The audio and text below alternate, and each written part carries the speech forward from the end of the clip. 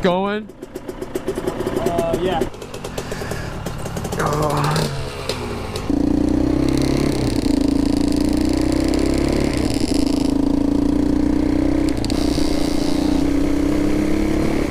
It has been so long since I've ridden.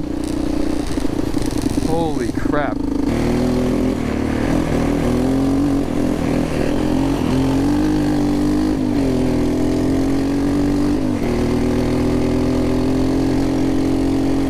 Alright guys, so today we're going to be doing a review on this Suzuki LT230E.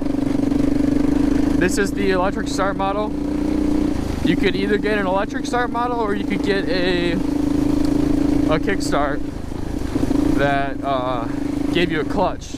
So this does not utilize a clutch. It has a semi-automatic transmission. So that means you just use the shifter. You don't have no clutch.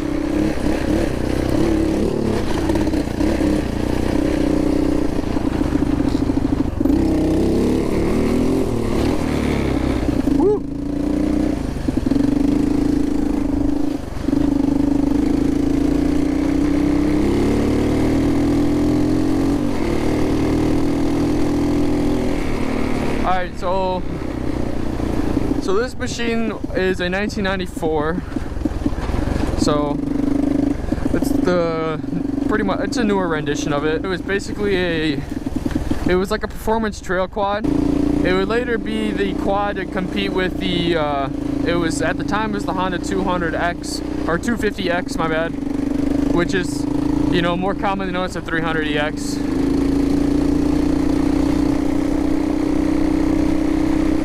It also competed with the Warrior a little bit, although I think the Warrior was a little bit above of, performance-wise of this machine. But it definitely competed in the small bore class, with like the Mojave and everything.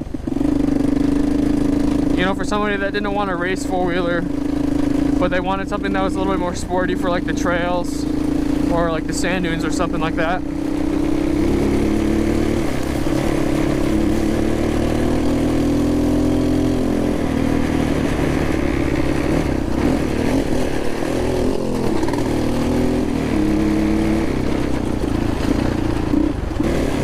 This is not my machine, this is my brother's. I'm just doing a review on it since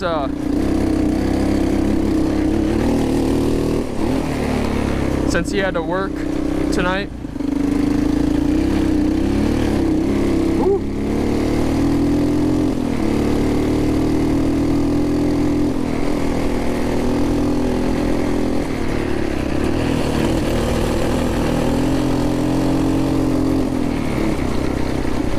It's a very confidence-inspiring machine. The wheelbase and the suspension really do a good job of giving, really give you a good idea of, where you are. The steering for this old, it feels really good. It's really direct. You can feel what's going on down there.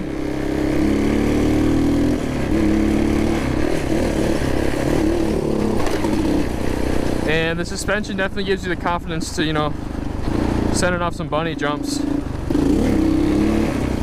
So power is sent through a 5-speed transmission. This particular model is chain driven. I have owned the 1985 Suzuki 230. That's a shaft driven. So that model gives you no rear suspension. Whew, Ken's on it now. Dude, the leaves are so slippery.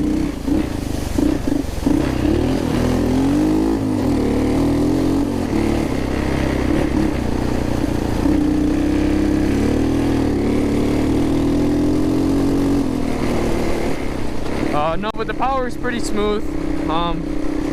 It doesn't have that much low end. If you're looking at a 250EX or something like that, the Honda, now those engines are pushrod, and I had a 2004, and those pushrod motors really give you good low end torque for sure. This being an overhead cam, it definitely gives you more mid-range top end. Although compared to like a Warrior, the Warrior has a lot more top end than this quad does. It kind of tapers off. The power band kind of just drops on this. It's got a lot of good mid-range punch though. You know, I'm in the mid RPMs right now, and then you know you gas in the mid-range and it really lugs itself through. It's nothing like a high performance 4-stroke engine at all by any means. Very basic, you know, single cylinder, 2-valve head, you know, overhead cam. It's nothing, you know, compression ratios are pretty low on it.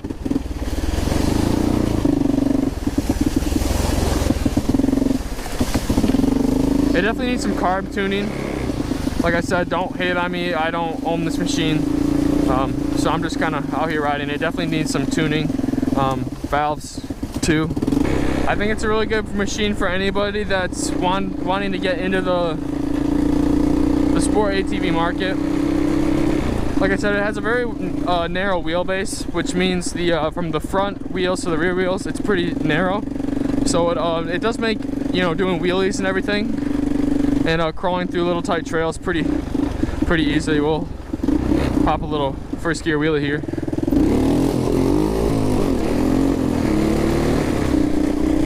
But yeah, front end comes up pretty good. It feels pretty light in the hands, like in the chassis itself.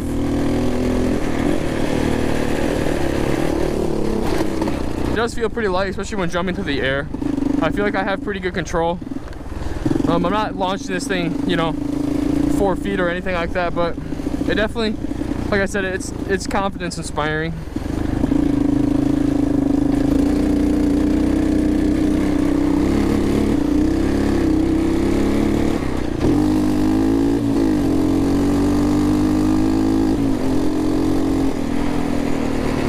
The only thing that I've really heard about these machines, and I'm feeling it right now, is the vibrations. There are a lot of vibrations in this quad. It's something that you can get used to. It's just, I don't know, the fit and finish isn't really the best, you know? I think Suzuki really, I think they really buttoned it up when they made the LT230E.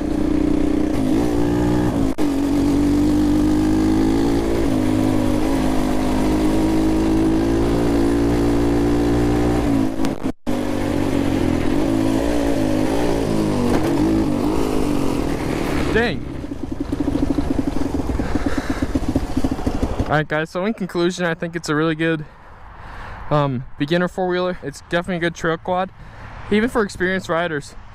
I've been riding quads for, I don't know, 10 years now, and you know, I really, you know, have a good time on this, and you can definitely learn a lot from a machine like this.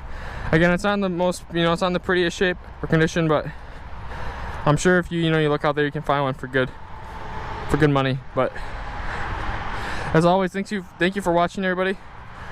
We appreciate all the support, and we'll catch you guys in the next video. Peace.